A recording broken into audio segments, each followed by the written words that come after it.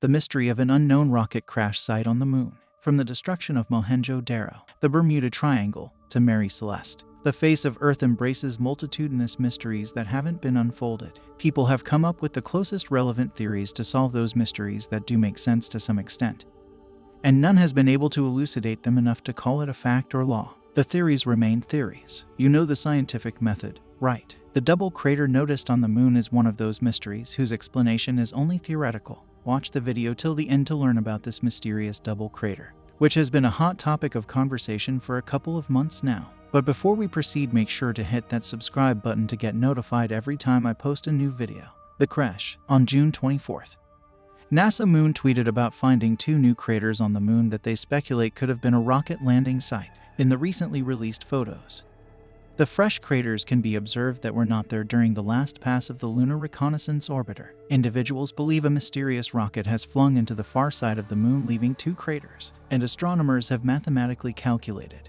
that the crash site is in the Hertzsprung crater, which is about 354 miles wide. As per the LRO report, pictures from February 28 didn't reveal any evidence of the crater, and looking at all the possible calculations and analyzes the possible emergence of the crater must have taken place between February 28 and March 21. The possible dates have proved the words that the impact wasn't there long before. The indecipherable double crater. The presence of a crater on the moon was observed, and the question was hovering already about the identity of that unknown rocket. On a more observant look, it was found that the crater is not 1 but 2. The 2 craters are overlapping each other, one of which is about 16 meters wide slightly to the west, and the other one was 18 meters wide overlapping the other and facing a bit towards the east. Uncovering this can help in the recognition of the unknown rocket and the organization behind the secret launch, because NASA stated that the double nature of the crater would lead to the unveiling of the mysterious rocket. The other space agencies gave the statement which says, "No other rocket body impacts on the moon created double craters." This conflicting statement made NASA backtrack, saying something similar. NASA explained that if a rocket has 2 heavy masses on each end, the impact could be a result of such a rocket body. But no rocket body has heavy masses on both sides. One of the 2 sides has a heavy motor and the other end bears the empty fuel tank, which is lighter. Now the question arises what that body was. Was it a rocket with a heavy body at both ends, or was it something else? A connection from the past. Bill Gray, an astronomer who alerted NASA about the ultimate collision of some mysterious object that he discovered, also further explicated the efforts that were made to find Apollo 16's rocket booster. But only before the booster could hit the moon did NASA lose contact with it. The location of impact where the crater could have been present after the collision remained shifty for several years. The crater appeared 6 years later, marking its existence, and for Mr. Gray, the way this double crater took shape in just 3 months was an interesting phenomenon that reminded him of the Apollo 16 booster collision. And after listening to Bill in his Project Pluto statement, I must say all of that made sense. And I see why astronomers are focusing so much on this double crater by the mysterious rocket, or whatever it may be. Bill Gray stated, "I must confess that I'd naively thought it would be easier to find and would have been located shortly after impact. Finding one small crater among hordes of craters isn't all that easy. Is this crater from a rocket, or does the mystery superfold?" 2 different perspectives have appeared on the page, and people and astronomers are thinking about it either or both ways. One perspective says that the crater might be from the unrecognizable junk from space that collided with the moon, forming the double overlapping crater. This speculation is reasonable, but could there be another explanation? Another perspective goes on to suspect that the mysterious rocket would be one of China's. The information obtained by the DISCOVR trajectory points all the fingers at the China National Space Administration.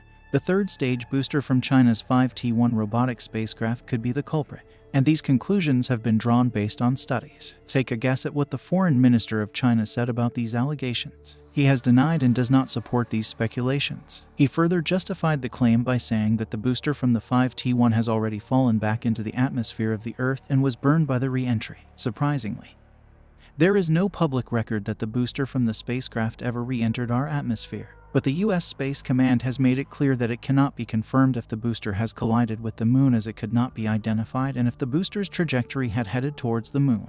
If these craters were created by a spacecraft, no one is willing to own the rocket which has been said to cause the impact, but the identity of the rocket can be determined by its shape and size. Although no one is owning up to this event, it still stands that the junk created by these spacecraft launch could be harming the Earth and moon. That begs the question, why are we so involved and so deeply concerned about it if leaving rogue spacecraft junk in space isn't considered illegal? One should be concerned because, according to Donald Kessler, A larger amount of space junk can initiate a chain reaction, a reaction where there are constant collisions that produce more space junk.